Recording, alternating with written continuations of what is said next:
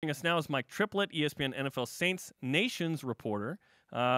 Nations Saints reporter joins us on the Deseret First Credit Union hotline. Mike, thanks for taking some time with us today. Happy to join you guys. How you doing? Good. We'll talk about Taysom Hill in a sec, but Tomasi Laulile, a former BYU defensive end, he was brought in apparently for a pre-draft meeting with the Saints. What usually goes on in those types of meetings? Yeah, it's interesting. It's hard to read too much into those. I would say it's kind of 50-50 whenever those meetings lead to a team being drafted. Sometimes they know enough about a guy from their first meeting with him at the Senior Bowl or the Combine, or sometimes they want to know a little more. But obviously, I think when a mid-round prospect or a later-round prospect comes in, it's a really good sign. They're not going to waste their time with a guy that they're not really interested in. And the Saints probably one of the teams around the league that you would say has had the most success with that type of player.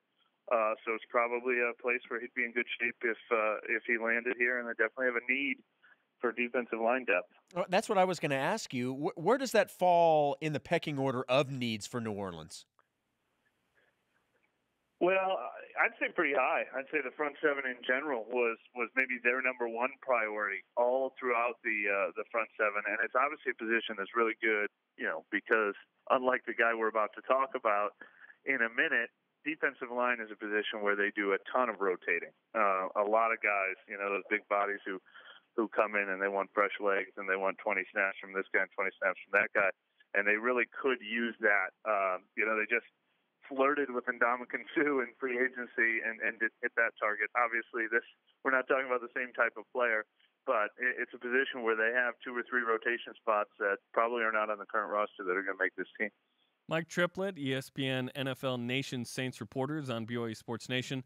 Let's talk about Taysom Hill. A lot of people, especially BYU fans, excited at what Troy Aikman said on a Fox broadcast one day about the next guy is in the building. So what's the thought process with Taysom Hill right now as you see how far the newly contracted Drew Brees can go?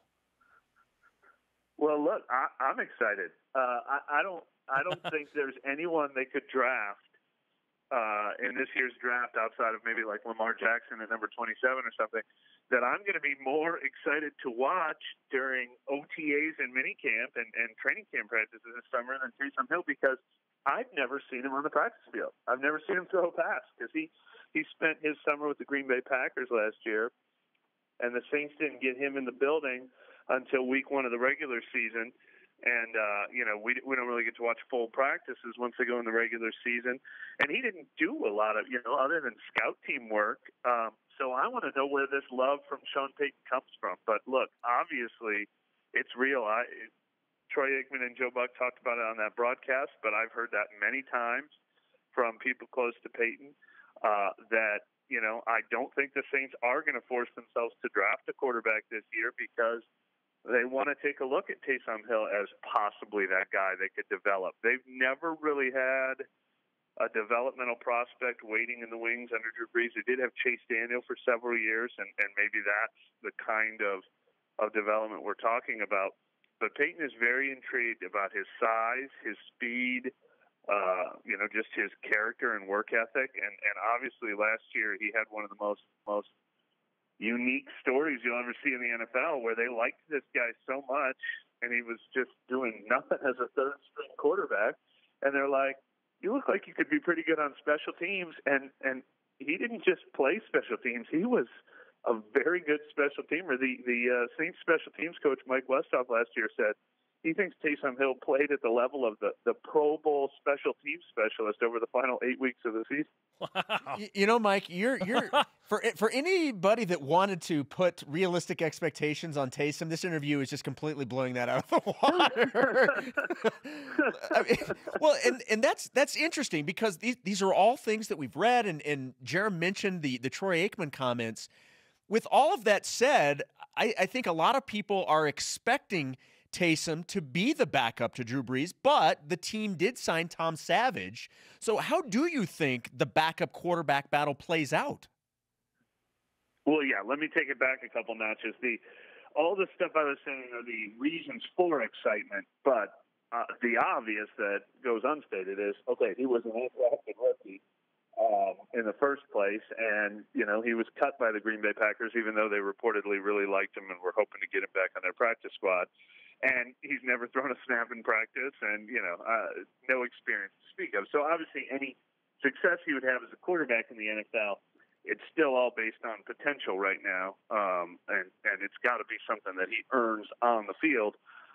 Starting in these camps. Look, the Saints drafted a guy not far from y'all in the third round, Garrett Grayson, a few years ago, and had high expectations for him, and he lasted 2 summers and then ultimately got released, and it just didn't happen for him. So potential is only 1/10 of the battle when it comes to NFL, especially at the quarterback position. So he's got a long road to go, but he's going to get that opportunity because Chase Daniel is no longer with the team, the backup that they had established for a long time. So it'll probably be a pretty open competition between Taysom Hill and Tom Savage. Tom Savage obviously has the experience factor, but I think, I do imagine that once they start lining up in OTA and minicamp practices, that it'll probably be something where they're taking turns with the second team and equally auditioning for that backup job.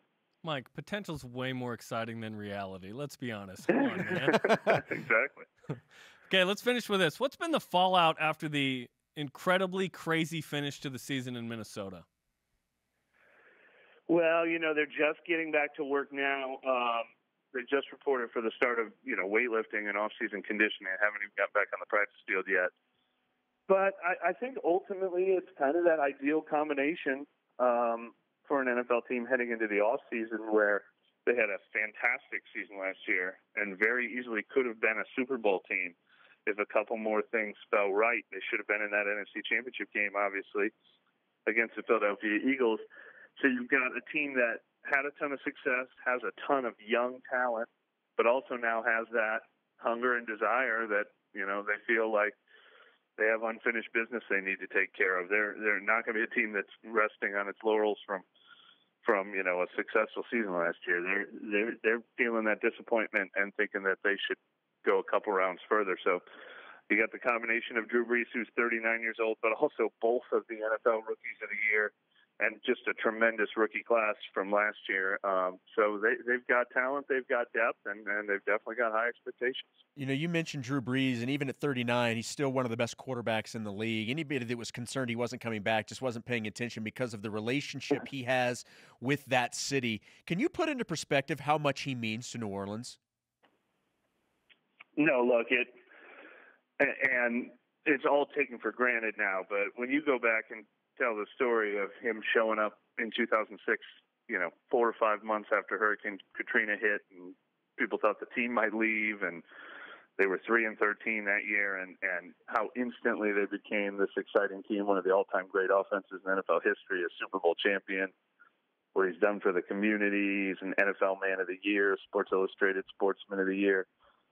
It's really one of those kind of made for Hollywood stories. And I did a story on the 10-year anniversary of him signing last year, where I polled every member of the Pro Football Hall of Fame, and it was pretty neck and neck over who was the best free agent signing in NFL history. He finished a close second to Reggie White with the Green Bay Packers, but he's definitely in that small category of players that has meant as much as any free agent signing ever could for a team. For the latest on the Saints, potentially Taysom Hill within that, you can check out Mike Triplett on ESPN NFL Nation. Mike, we appreciate you joining the show today. All right. Anytime, guys. Okay, that's Mike Triplett on the Deseret First Credit Union Hotline. Deseret First, your values, your timeline, your financial future. Outside of